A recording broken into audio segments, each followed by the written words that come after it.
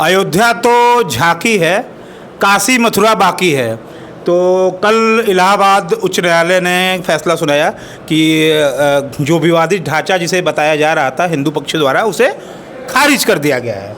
और इसी मामले पे बात करने के लिए हमारे साथ सेंट्रल बार ऑफ एसोसिएशन के उपाध्यक्ष और बेबाक वक्ता दीपक राय कान्हा जी हैं और युवा अधिवक्ता श्रीपति मिश्रा जी हैं, जो लगातार अपनी बातों को लेकर के चर्चा में बने रहते हैं। और बात करना जरूरी भी है। लगातार इस तरह के प्रकरण देश में सामने आते हैं और कुछ लोग ये कहते हैं कि क्या हिंदुओं का ये दुर्भाग्य है कि अपने ही मंदिर के लिए कोर्ट में जाना पड़ता है। हिंदुओं का दुर्भाग्य नहीं, कोर्ट की प्रोसीडिंग दूसरी है। जो लीगल तथ्य रखा जाता है, चाहे वो दोनों पक्षों की होती है। अगर बात विधिक राय की बात की जाए तो जहाँ भी विवाद होता है वहाँ पे दोनों पक्ष अपनी अपनी बात रखते हैं और न्यायालय वो निर्णय लेता है कि किसके पक्ष में क्या आदेश होगा, मेरिट पे डिसाइड होता है। और रही बात हिंदू की और कांवरिया की, तो देखिए संख्या ज़्यादा है, हमारी संख्या घनत्व भी ज़्यादा है, तो उसकी व्यवस्था को देखते हुए शासन प्रशासन की व्यवस्था, पुलिसिंग की व्यवस्था अच्छी होनी चाहिए। चाहे जो भी धर्म के लोग हों, जिनका जो कार्यक्रम हो उचित ढंग से संपन्न हो, जिससे यह एक मैत्रीपूर्ण जो एक जाता है कि नहीं आपसी भाईचारे का नारा है, हिंदू मुस्लिम सिख ईसाई सब हैं भाई भाई, यह संदेश समाज से जाना चाहिए, चाहे वो जुडिशरी से हो चाहे सामाजिक स्तर पे हो। अच्छा वकील साहब, मजे हुए वकील हैं, बहुत अच्छे प्रवक्ता भी हैं। सुप्रीम कोर्ट ने रोक लगाई थी कि कोई भी संगठन, हिंदू संगठन जा करके ज़बरदस्ती चेकिंग कर रहा है, दुकान के नाम चेक कर रहा है, QR कोड को स्कैन कर रहा है, तो कभी पैंट उतार करके धर्म भी चेक किया जा रहा है।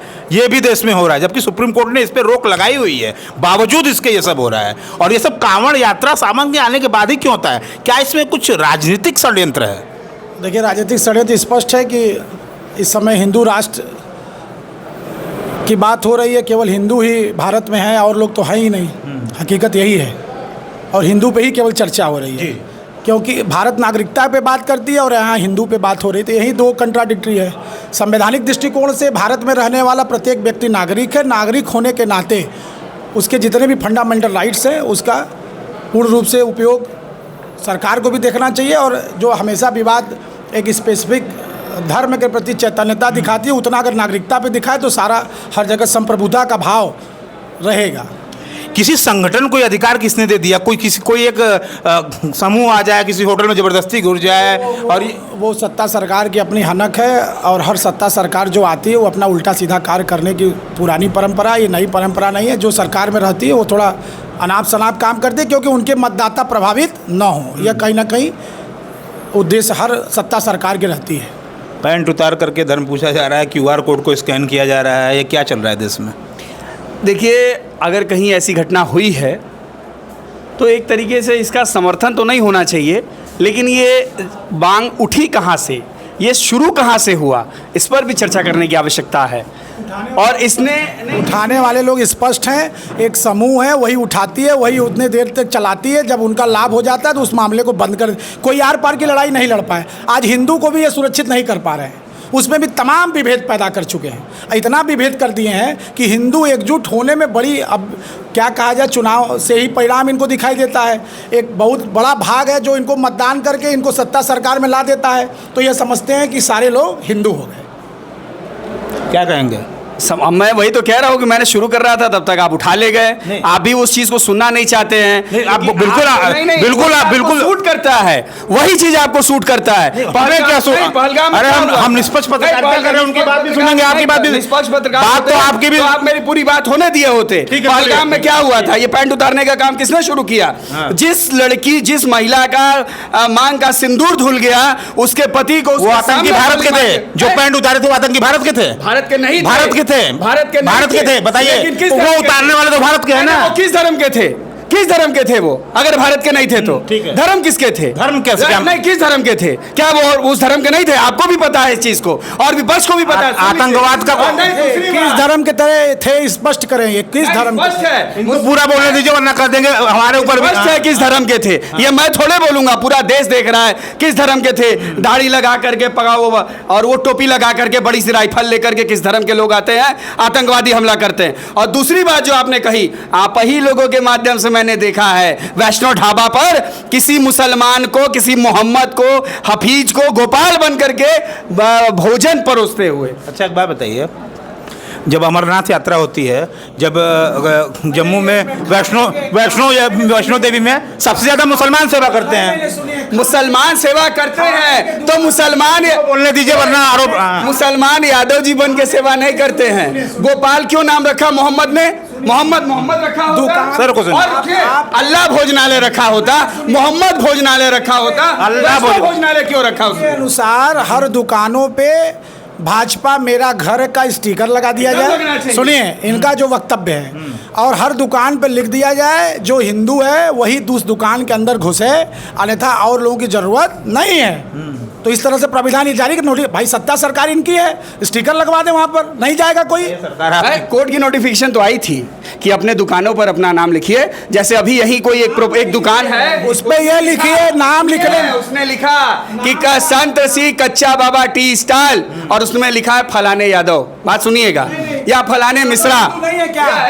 मैं क्या कह रहा हूँ, वही तो कह रहा हूँ। सावन का पवित्र महीना है, पूरे देश में, संपूर्ण पूरे प्रदेश में, पूरे देश में जो भी हिंदू सनातनी होगा वो व्रत होगा और अगल बगल शिव मंदिर पर एक लोटा इनकी बात, हाँ, एक लोटा जल चढ़ाएगा।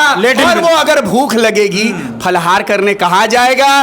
किसी न किसी दुकान पे जाएगा और वो अंडा बनाने वाला, मछली मुर्गा बनाने वाला फलहार परोसेगा। ठीक है, ठीक है। हर दुकानों पे फलार ही मिलता है इनके हिसाब से, और उस दुकान की उपयोगिता फरार तक ही सीमित है। उसके बाद वो शटर गिरा के घर चला जाता है।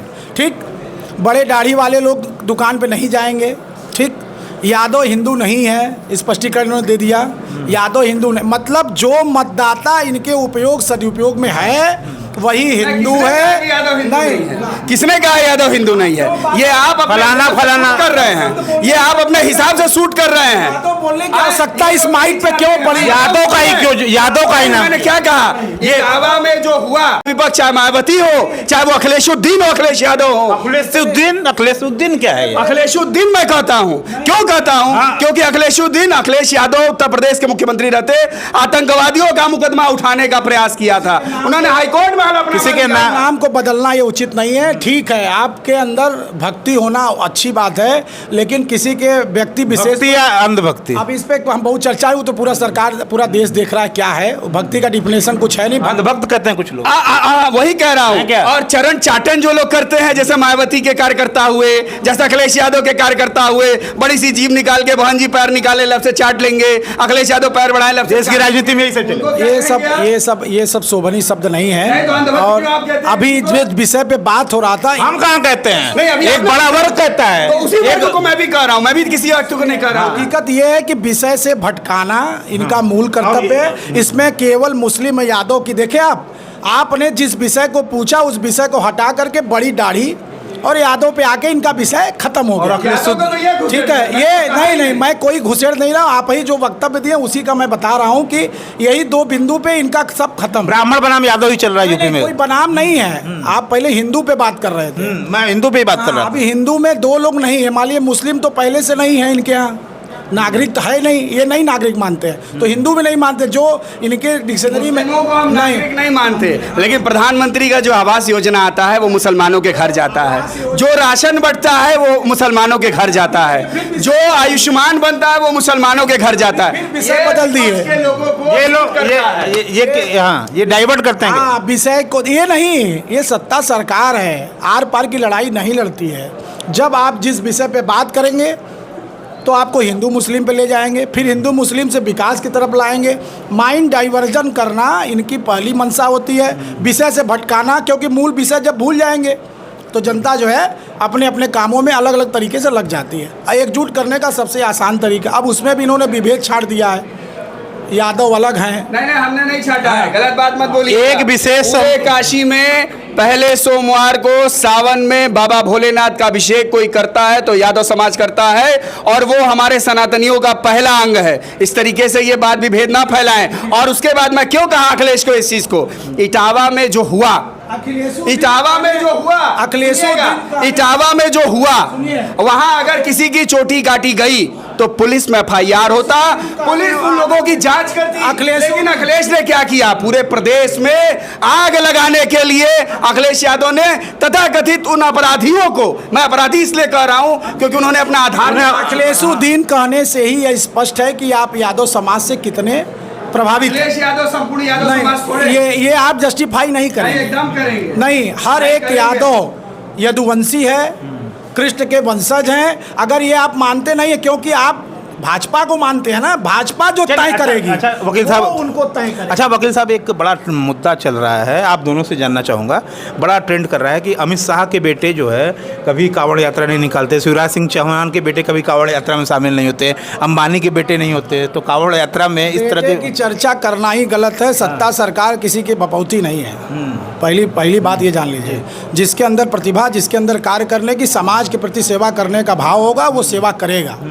और स्पेसिफिक एक ही बिरादरी की चर्चा नहीं करेगा। पूरे डिस्कशन में केवल यादव को केंद्र बिंदु बनाने का क्या उद्देश्य? सावन में कांवड़ को लेकर के उत्तर प्रदेश में ही इतना बवाल देखने को क्यों मिल रहा है विगत जब से योगी सरकार आई है? उत्तर प्रदेश सरकार, आप जानते हैं, क्षेत्रफल में भी और ऐसे भी जनसंख्या में भी बहुत बड़ा है।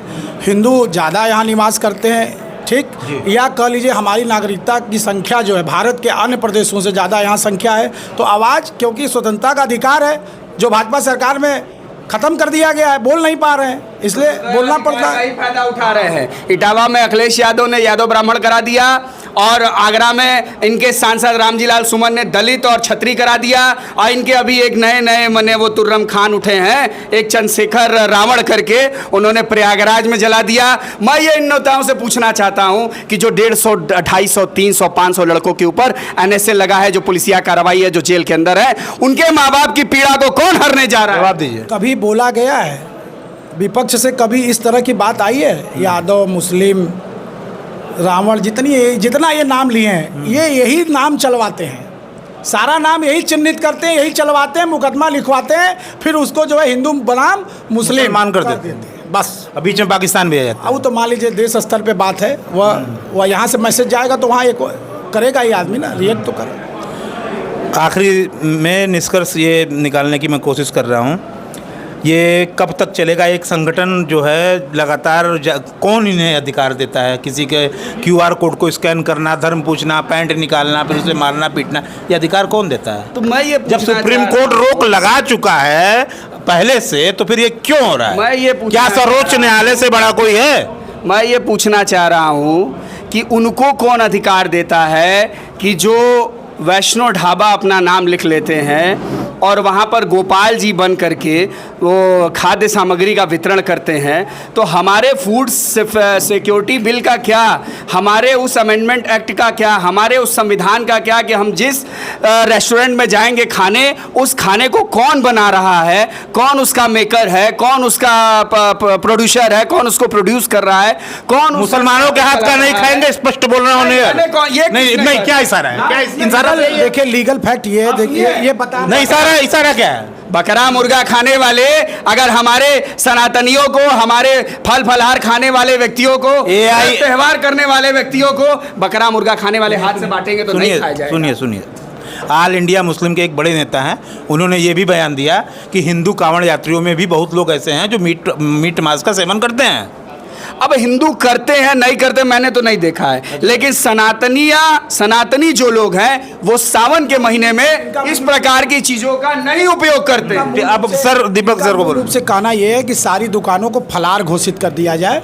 सारी दुकानें, जितनी दुकानें हैं जो कांवड़ यात्रा के मार्ग के बीच में आ रही हैं, सब जितने सोना चांदी वाले भी हैं उनको फलार बना दिया जाए, केवल फलार बेचा जाए। और उसका सारा नाम लिखने में क्या दिक्कत? नहीं, मैं ये पूछना चाह रहा हूँ, उस रोड पे अगर उसने लिख दिया कि Mohammad the dhaba, Akhlaq the dhaba और मैंने अब्दुल द ढाबा, तो क्या दिक्कत आ रही है? सारा दुकान बंद कराइए, फलार बिकवाइए, सबसे फलार बिकवाइए, क्योंकि सत्ता सरकार में केवल दो ही चीज पसंद है, फलार और मंदिर। अच्छा वकील साहब, और किसी चीज की जरूरत नहीं है देश को।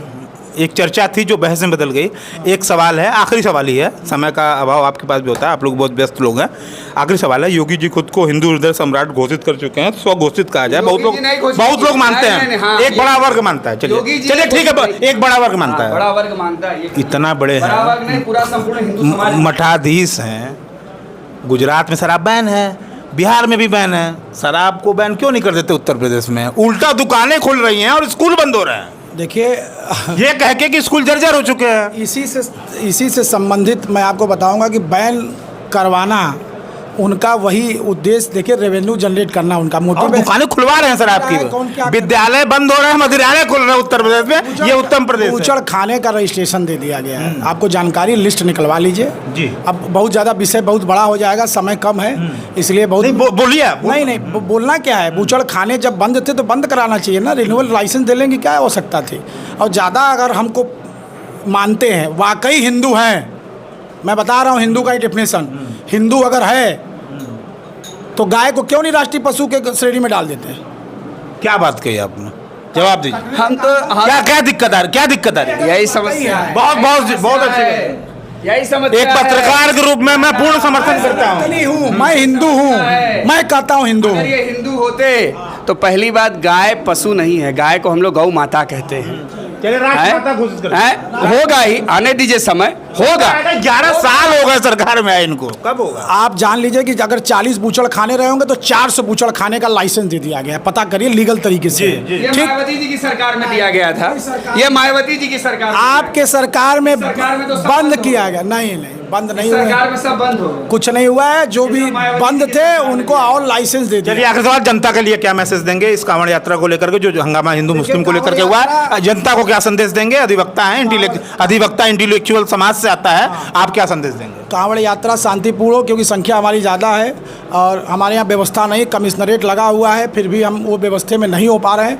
लेकिन हम सारे लोगों से यही अपील करेंगे कि अपने साथ में जो लोग आए हुए हैं कांवड़ यात्रा में, उनका भी मदद एक दूसरे लोग करेंगे तो ये सारे ढंग से हम अच्छे ढंग से संपन्न करा लेंगे। गंगा जमुनी की तहजीब, हिंदू मुसलमान एकता की बात कांवड़ यात्रा में भी हो, दोनों लोग जैसे अमरनाथ में मदद करते हैं वैसे यहाँ भी मदद, क्या दिक्कत? काशी में भी यही होता है। मैं ये तो कह रहा हूँ, मुसलमान भी कांवड़ यात्रा में जो यात्री होते हैं, जो लोग आते हैं, उनकी सेवा में लगे रहते हैं। समस्या इस बात की है कि अपनी आइडेंटिटी छुपा करके मत करिए, बता करके करिए। तो ये लोग हमारे साथ थे, एडवोकेट दीपक राय कान्हा जी और